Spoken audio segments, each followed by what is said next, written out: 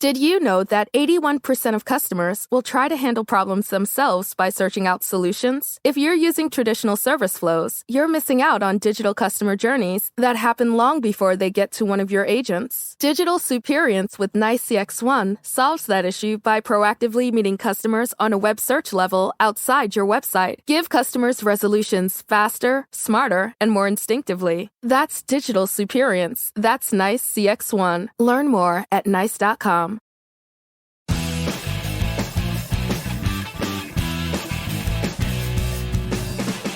Hello and welcome to SEO 101 on WMR.FM, episode number 438. This is Ross Dunn, CEO of Stepforth Web Marketing, and my co-host is my company's senior SEO, Scott Vanak. How's it going, bud? It's going fantastic. Kids are back to school, so every parent loves that, right? Yes. I don't have to tell. Going into new schools, boy, the drama. It is nice, though, to not have to scream at them. Go outside for the next hour. We're recording SEO 101. The world doesn't want to hear you. Instead, I just do it. I just start working. It's perfect. Nice. Yes. Well, it's all new school stuff for my kids, and they're both, well, Xander's all right, but my little girl's all dramatic about it. So, yep. Big changes. School changes are interesting. Well, and it's a good segue because there's a lot of changes going on right now in SEO. And we will jump into that in a sec. Well, I guess we could do right away since we are doing the segue. Google Helpful Update. How helpful is it? Pretty much nothing yet. I mean, it's been very little disruption, hasn't it? It hasn't helped. It hasn't hurt me either, though. And even if I look at my client list, it hasn't really helped or hurt anybody, which, helps would be nice, but not hurting is also very nice. Yeah. And I mean, looking at your notes, only 20% of SEOs seeing any ranking changes. That was thanks to a Twitter poll by Aleta Solis. It was a big hype. Even Danny Sullivan, again, will never make sense saying this, at Google said that it is a big one. Pay attention to this one. But as you and I were just discussing before the show, it hasn't really finished. So even Danny said that it's not complete. So I guess we'll see how things shake out, and they're going to be continuing to tweak this. So we'll see what happens there. Yeah, Glenn Gabe, and I can't remember where he noted this, probably on Twitter, but I can't recall, had said something along the lines of he's only seen drops in sites that were clearly bad. So, sites that had content from scrape listings, AI-generated content, I'm assuming bad AI-generated content, sites that were sort of, in a gray area, were not really affected. So it really seems to be only the worst offenders of having bad content that are getting hit by this. But I personally have not seen anything. Like I was saying to you earlier, if I didn't know there was a helpful update happening right now, I wouldn't assume there was anything going on. And even I think it was Danny, or no, it wasn't Danny. On the article at SE Roundtable had said that. What did he say? I totally lost my train of thought. He said something. Danny at the SE Roundtable, or you mean Barry at the SE Roundtable said something? Yeah. What was I going to say? I totally lost my train of thought. But anyways, it's just been a pretty minor update. Oh, the ranking weather tools, all those guys out there like Rank Ranger and all those tools haven't really noticed anything either. So, who knows? Maybe tomorrow what will hit the fan, and the peak of the update will hit, and we'll have a fun work day tomorrow. Yeah. And Danny Sullivan's quote, "With this helpful content update, as I said before, it's part of a continuing effort. Directionally, it's what SEOs and creators should pay attention to. We'll continue to tune it, refine it, and it matters, which is why we've spent so much time talking about it," unquote. Well, yeah. And I think it's the key thing to take out of this is it's what SEOs and creators should pay attention to. It doesn't mean it's going to affect you right away, but pay attention to Google's direction here. They're trying to focus everyone into a next generation of a next level of quality content.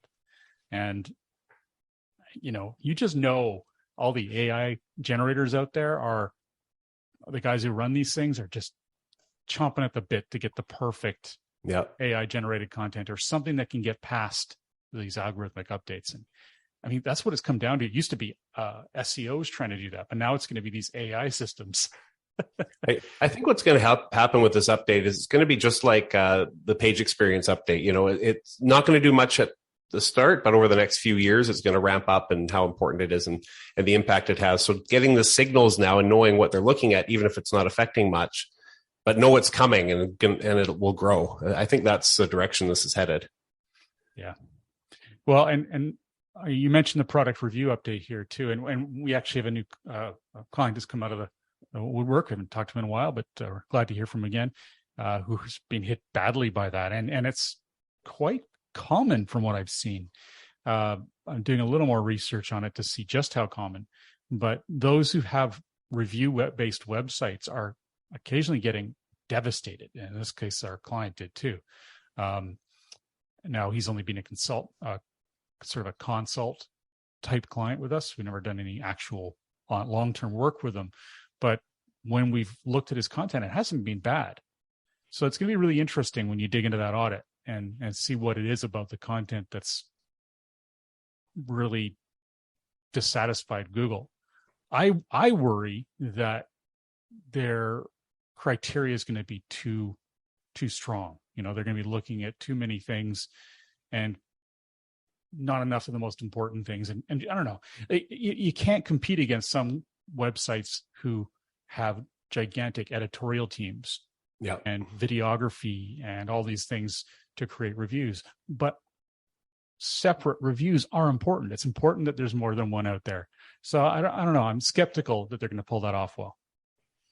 Yeah, and that, another round of updates to the product review update that happens any day now too. So it's just it's one update after another, because they just wrapped up at the beginning of August, and now there's one as soon as the helpful update's done. This next product review update rolls in. It's interesting how much effort Google is putting into product review websites, because in my mind, there weren't that many of, like, obviously there are lots, but not so much that they have to have these updates specifically targeted towards these websites every couple months now. But I guess there are a lot of them, and you don't really, I guess I'm not looking for the right stuff to find them.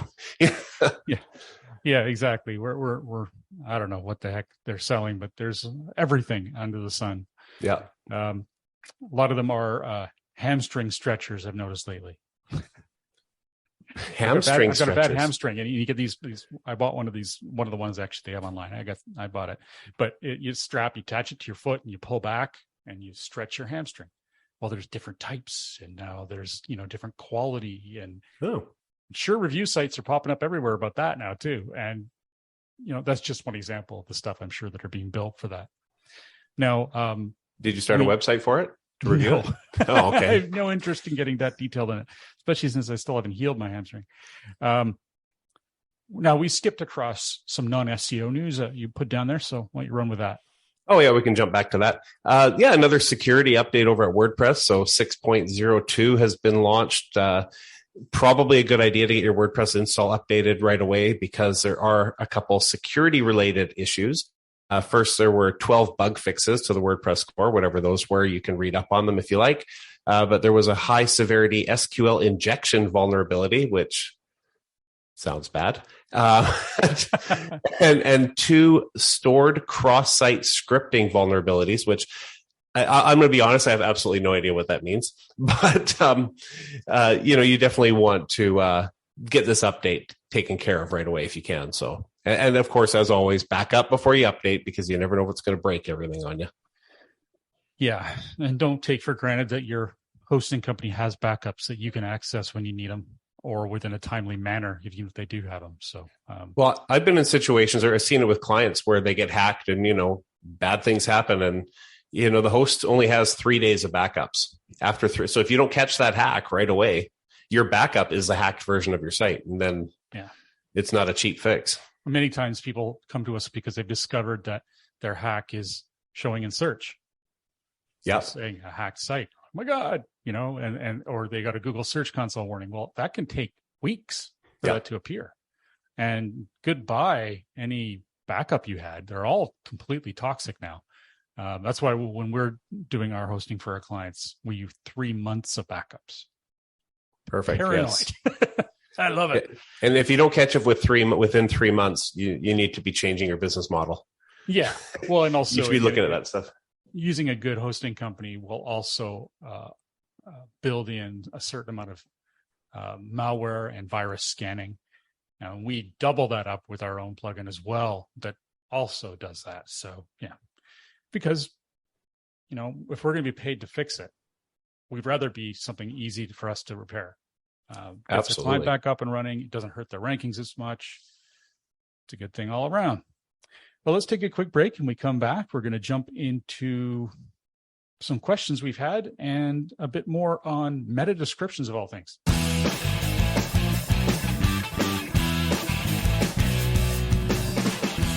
Welcome back to SEO 101 on WMR.FM, hosted by myself, Ross Dunn, CEO of Stepforth Web Marketing, and my company's senior SEO, Scott Fenack. All right.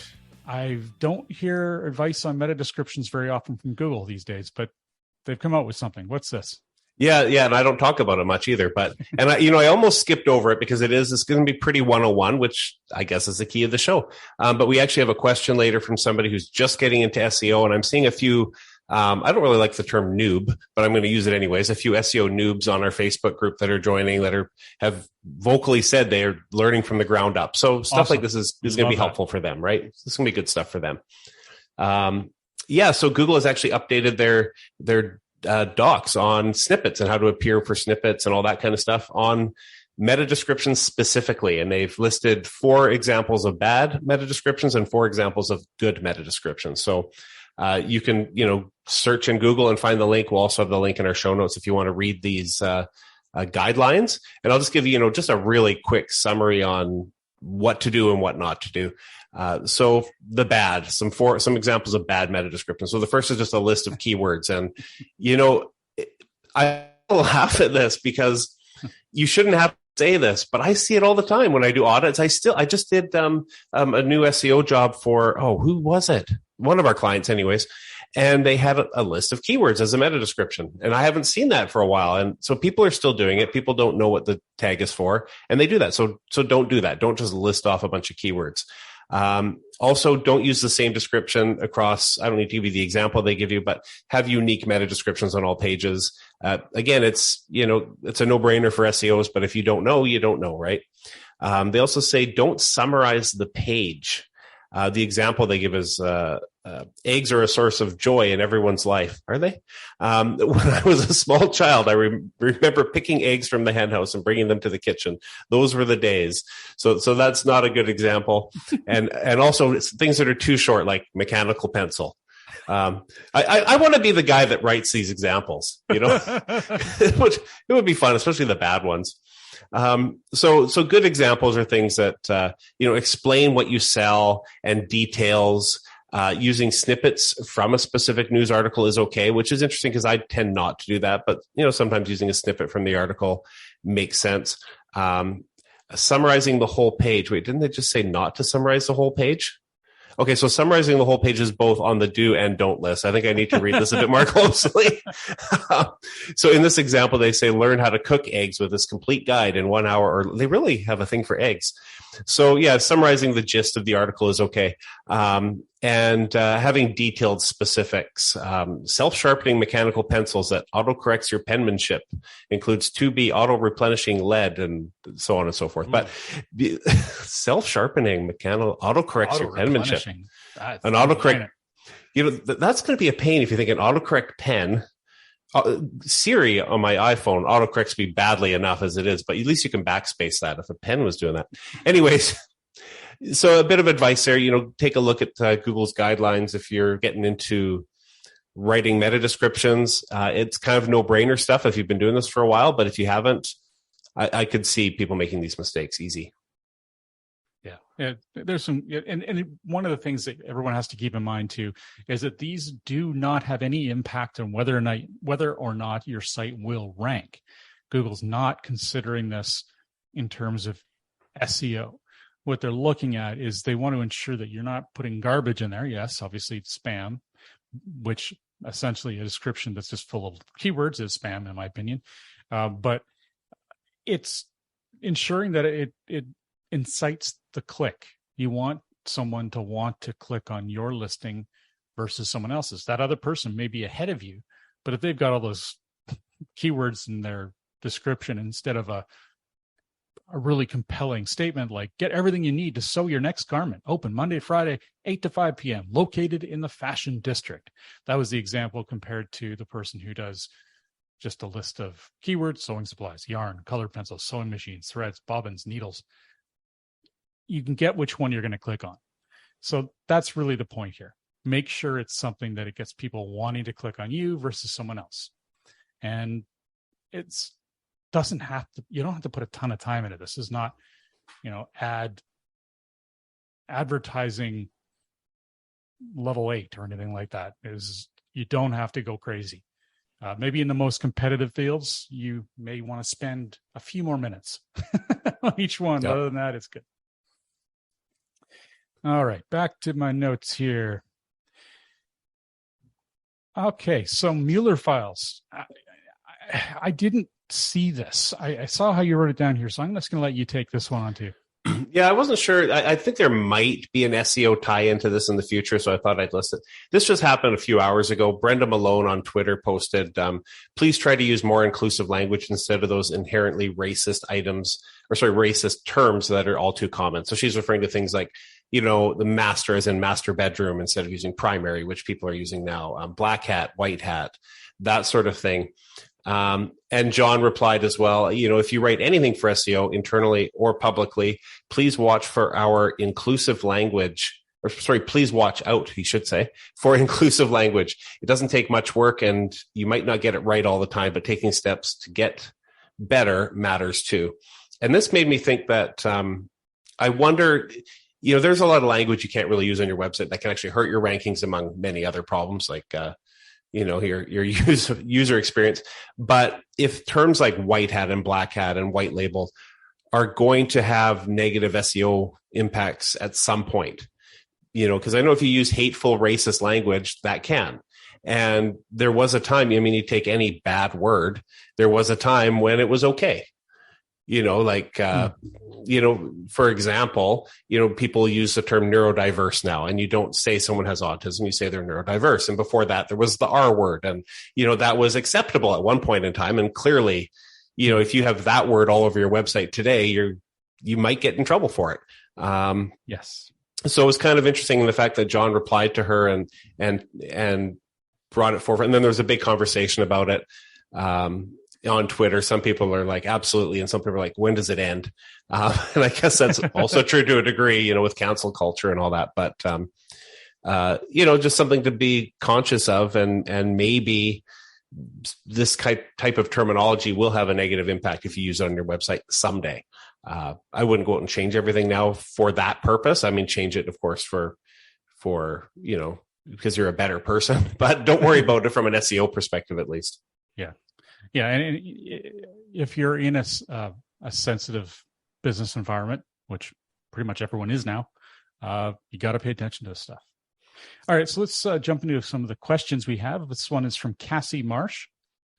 She says, although I've known what SEO is for some time, I'm a novice.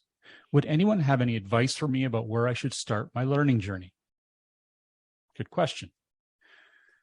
Where would I start with SEO now? Wow.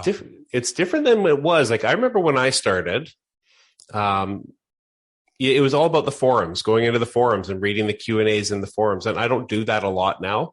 It's probably more publications, if anything, like Search Engine Land, Search Engine Roundtable. Are you ready to revolutionize your relationship with money? Then check out Money and Mindset with Bright and Brian, a podcast from Truist.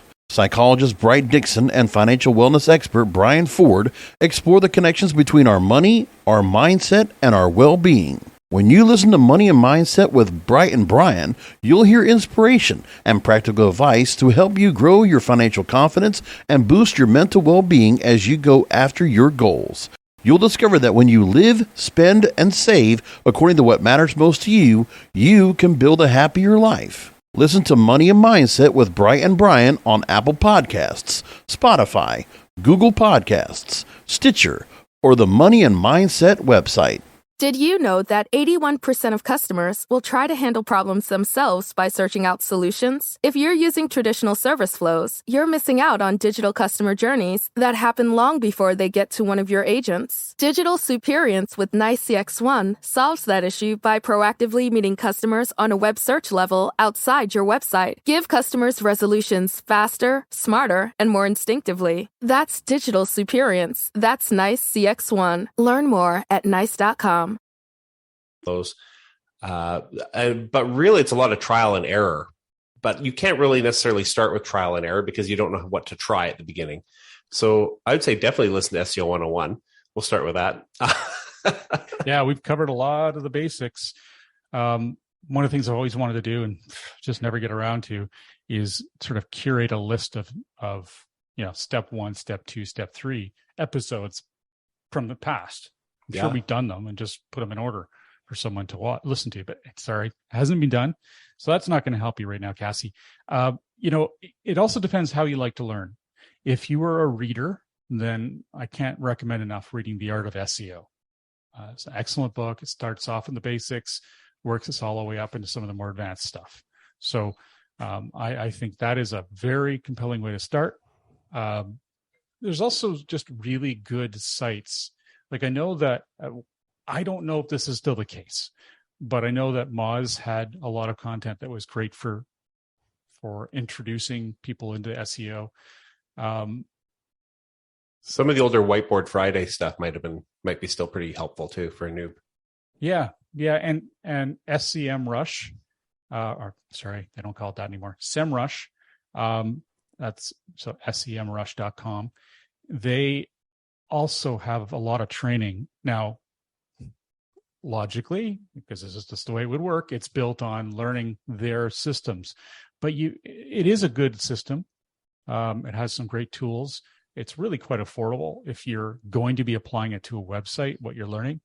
The tools that SEMrush has are quite costly if you were to get individual top-of-the-line products for each one of them. They do a very good job of covering a lot of the bases for an affordable price when you compare it all.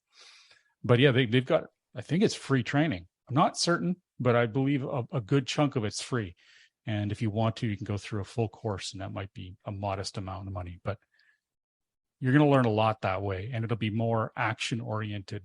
You'll probably be working on your own website or your client website with their tips and instruction. So it'd be more of a good, almost applicable way to learn, because you're actually doing hands-on work. I would say another good way to go about it is create a website as a hobby, not as a serious website, something that you can experiment on and play around on. And if it tanks, it's not a big deal. It doesn't matter.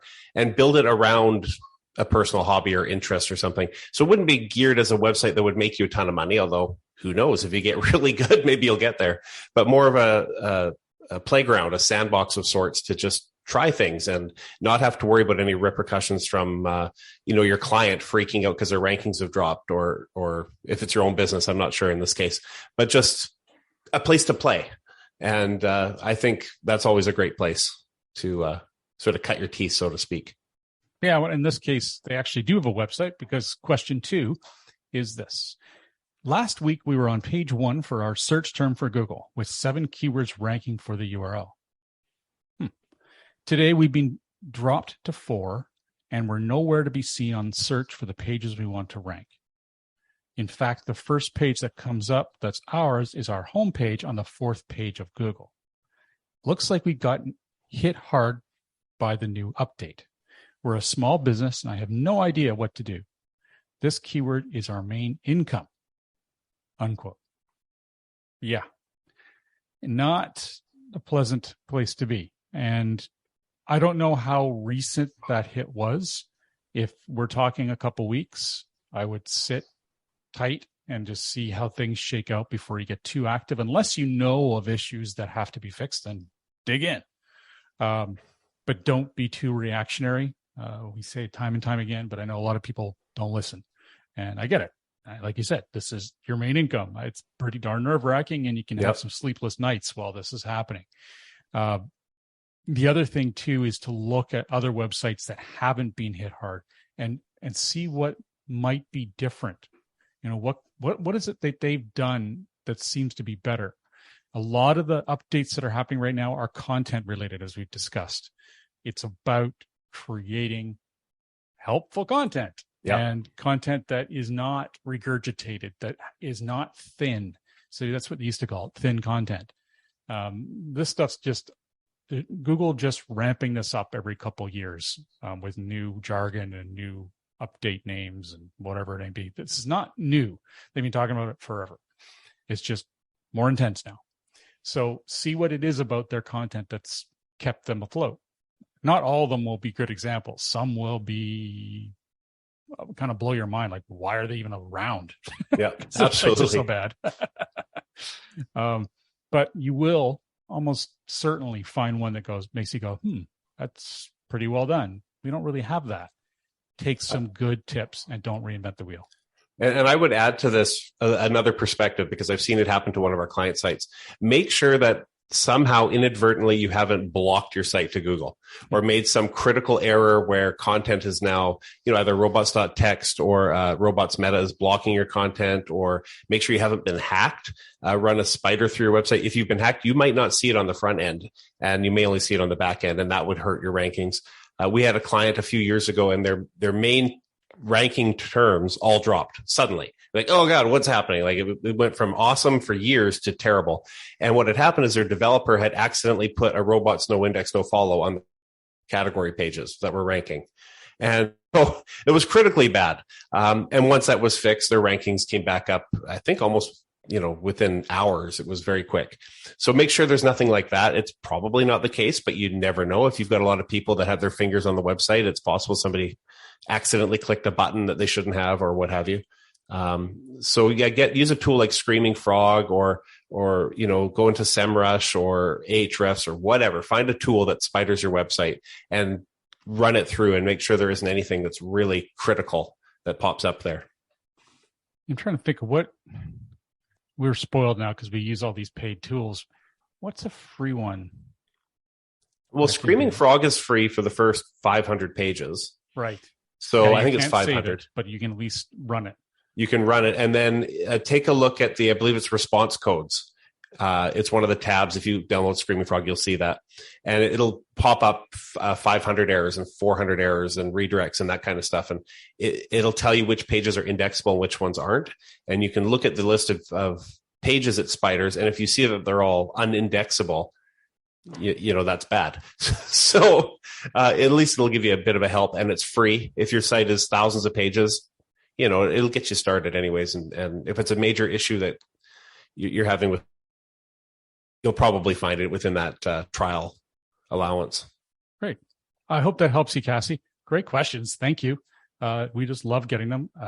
It lets us, jump in areas we don't necessarily get into very often. And also, it pulls us really far back into, and I stress this is good, into the 101 stuff, which I really want to keep reinforcing with our listeners. All right, the next question is from Terry Withers. Thank you, Scott. You have paraphrased this. It's a very good question, Terry. Thank you for all the notes and information, but I do agree the paraphrasing helps. Essentially, you started running a website in 2020. You bought 12 to 20 additional domains, and then you linked them to the main site. You're asking if these links could be hurting you. Now, I don't see anything here saying why you might be worried about that. Yeah, it's in his question, I'm assuming, could be her, in their question, Terry, doesn't specify if they're experiencing any ranking declines or problems. I think it's more being proactive in, is this okay? That's the gist I got. And as I understood it, the additional domains, it doesn't sound like they have much content on them, but they simply link to the main site. So perhaps there's a link. They might be redirecting to the main domain. I'm not sure, and I can't be positive. I kind of need more information to know for sure, but okay, that's the gist I got. Yeah, I get this question a lot. Oftentimes, it's in our beginning of beginning times of working with a client, and they'll say, look, I got a ton of domains I bought over the years. Can I just point them to my site? Will I help? And no, they really won't. You can, but unless they have their pre-existing traffic or some kind of pre-existing authority. So in other words, there are sites linking to them and they're good quality sites and there's no issues, with, I'll get into the link specifics, but essentially they have good quality links pointing to their website. And then that particular, to that domain, and that domain then points to your site. Well, then there's some benefit potentially, but really only benefit if there's some correlation in terms of relevance. The long and the short is, don't think of it that way. It really isn't the way to go. Those domains are not going to help you. If they were ones that people naturally type in and go to just to see what's there, maybe they will, but maybe they will help you. But in most cases, they're not. Most cases, they're .infos, they're .biz, whatever. I mean, there's so many different types. And the concept is that, well, I've got these places, people will go to them and then they'll find my site and this will help my rankings. Well, that doesn't work. I mean, there was a time when getting new domains and then building them up and then having that relevance and authority passed to your site would help your main site improve. And there are incidences now where that can still work. It's not what I would say a very wise use of your resources and time, though. Why not spend that time improving your main site so you don't need those and people logically and naturally link to you? That way you're building links yourself that are the ones that Google will like. They'll have no reason not to like that. Whereas if you have all these other sites that you're building up and you own them all, and they're all under the same ownership, there's a clear connection, that can look like spam and you're risking the farm. So don't bother. Just invest that time in your own website. And unless those domains have bad reputations, they aren't going to hurt you either if you've got them pointing to your site. Anything else you want to add? Yeah, I pretty much agree with all of that. The only thing I might say is, Terry does ask if they should build some of those websites up. And like you said, probably not, I would say. But there might be examples, maybe for Terry, for others in the situation where you might want to. Let's say you've got I'm terrible at coming up with examples off the top of my head, but let's say you have an automotive website and you sell cars and you also sell tires separately. You might have a website that focuses on tires and everything about tires, and because it complements your car website, but doesn't line up enough to be part of it. So if you've got complementary content that doesn't necessarily belong on your website and should live on a separate website, there might be examples there where you'd want to do something like that. But not necessarily. I mean, I think it's a lot of I hate saying it, but it depends, a case by case situation. But for the most part, I would not, I probably wouldn't put resources into building those up. Yeah. Okay. I was just trying to use an example on my own, but it didn't work. Do you want me to ramble a bit longer while you look for it? Nah, it's all good. I've got a new back scratcher. It's really, no. Ooh, fancy. And our next question, this is great, man. We've got tons. Adam Marland. This is about retargeting cloned posts, he says. Let's say I have a Southeast Asia packing list ranking number 1 on Google for that term, but not ranking for Thailand or Vietnam packing list. However, it's really exactly the same guide. Could I or should I clone the post, change the URL, headers, images, and relevant text to go from Southeast Asia to Thailand? I would also, of course, make any niche changes that may exist, but 90% of the words would be identical. Most people I've asked said I should paraphrase previous content, but I haven't seen anything on the SEO end that supports this as anything more than a myth. And it would save a lot of time over 5+ posts if I could just do a keyword swap. Unquote. Well, my initial answer is no, don't just clone it. Yeah, forget about penalties. Let's assume you're not going to get any kind of penalization, which you probably won't. It probably just won't rank great.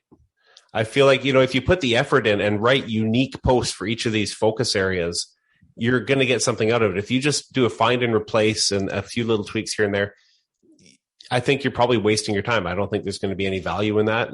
It might rank, especially if you get a lot of inbound links and things like that to some of these pages. But I think it's worth the time and effort to write it and very specifically tailored to Thailand and Vietnam and whatever the other countries are on your list there. Yeah, I find that Google's more tolerant and allows,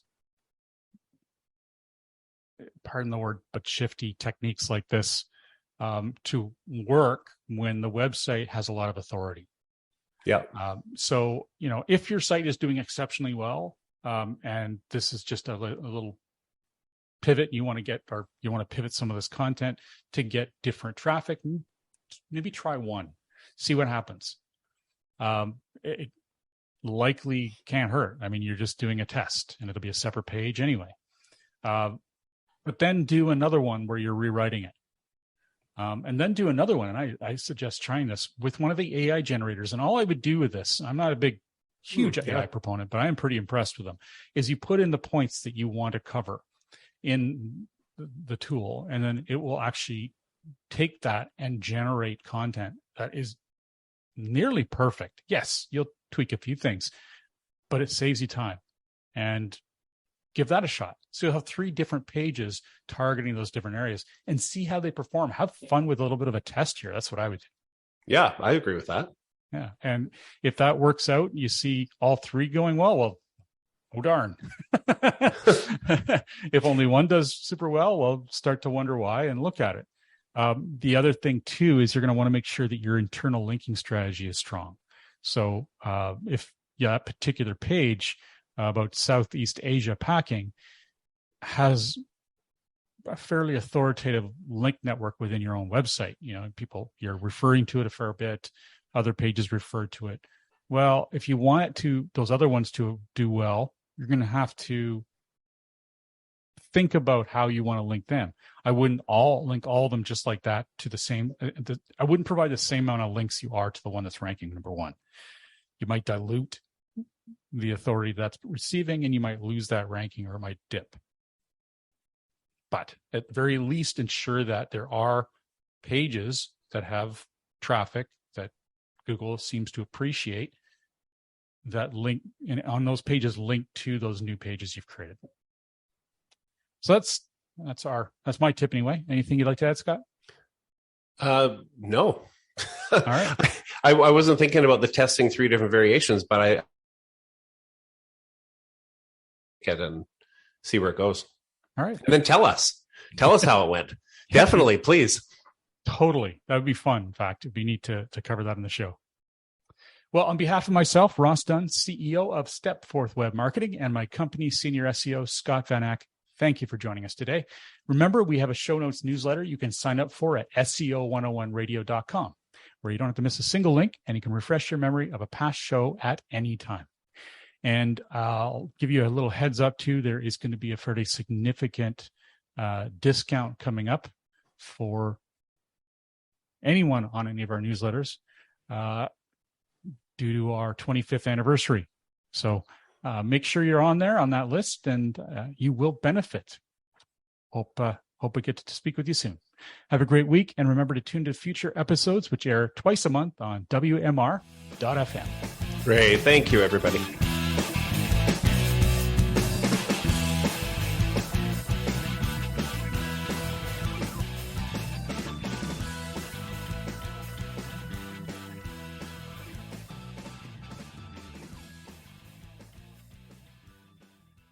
Did you know that 81% of customers will try to handle problems themselves by searching out solutions? If you're using traditional service flows, you're missing out on digital customer journeys that happen long before they get to one of your agents. Digital Superience with Nice CX1 solves that issue by proactively meeting customers on a web search level outside your website. Give customers resolutions faster, smarter, and more instinctively. That's Digital Superience. That's Nice CX1. Learn more at nice.com.